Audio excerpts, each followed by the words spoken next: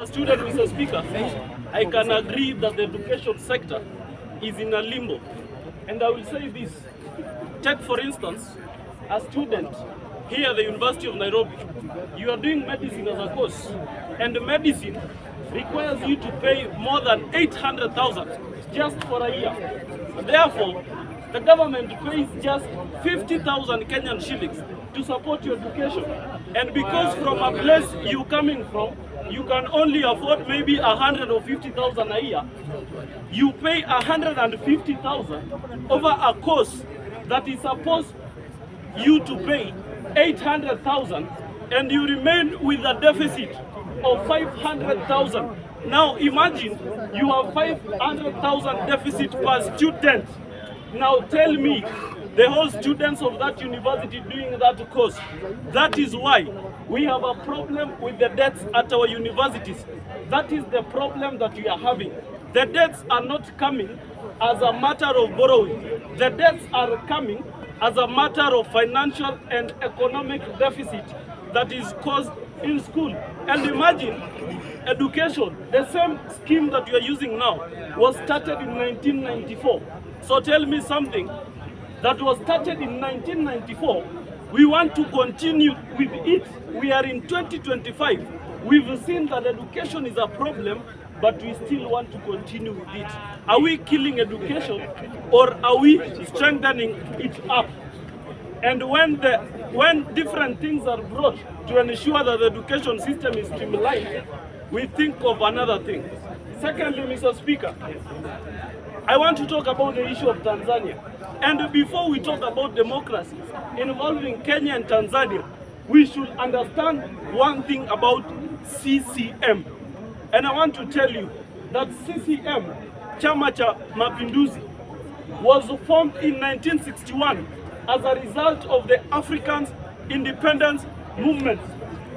And the CCM that you see in Tanzania is even more worse than the NRM that you see in Uganda.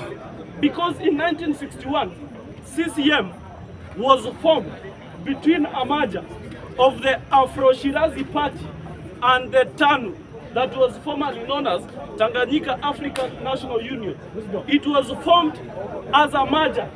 And after there, in 1977 was when the two parties merged. And since then, 1997 and 1992, CCM has been winning elections. And from 1992 to now, it has won 6 consecutive elections.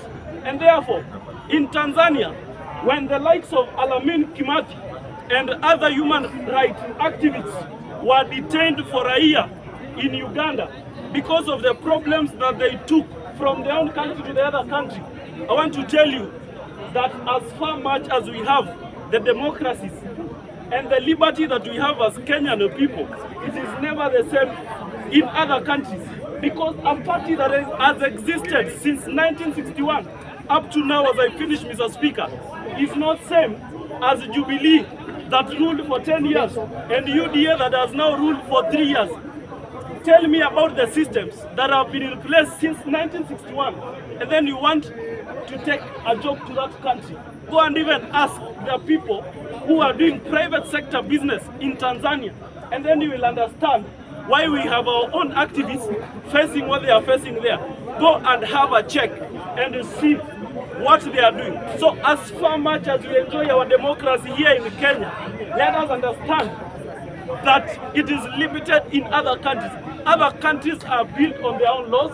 Other countries are built on their own democracy. Lastly, Mr. Speaker, just add me 1 minute, if possible. There is the issue of the Mukuru issue. Mukuru Njenga issue. And the issue of housing. A lot of people have been saying that that project was done 3/4 by Uhuru. I want to ask you, fellow members, can a 3/4 complete house be occupied? No. Can it be occupied? No. If the last system, the deputy president then, William Ruto, was deputy president for 10 years, and Uhuru was the president for another 10 years. What is the problem if Ruto can finish the same house, and yet that leadership was finished in a way that the deputy president then became the president now. What is the problem if you finish that thing? The prime of something is seen at its peak. The prime of something, hata ukichemsha maji, when you boil is when you start seeing it. Ndio unataka kuitoa kwa maji. So I want to tell you people, even if it was started then, people have occupied it now. And this is the prime time. Thank you, Mr. Speaker. Next member.